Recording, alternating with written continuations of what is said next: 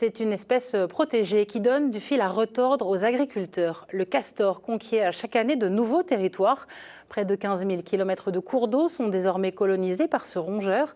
Depuis 3 ans, le voilà arrivé à Civry-sur-Meuse. Problème, il occasionne des dégâts dans les champs et les agriculteurs se sentent souvent démunis. Les explications sur place de René Elkaïm et Emmanuel André. La terre est gorgée d'eau.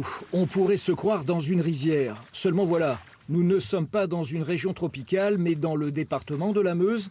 Et ce n'est pas du riz, mais du blé d'hiver.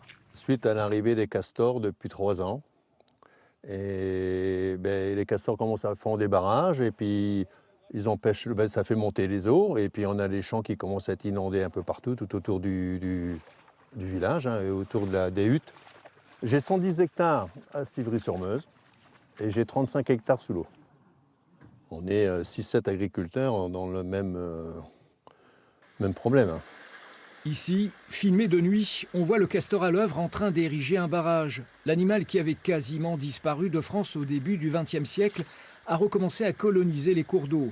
Ce rongeur semi-aquatique est une espèce protégée par le Code de l'environnement, ce qui ne l'empêche pas de faire beaucoup de dégâts, comme avec ses arbres.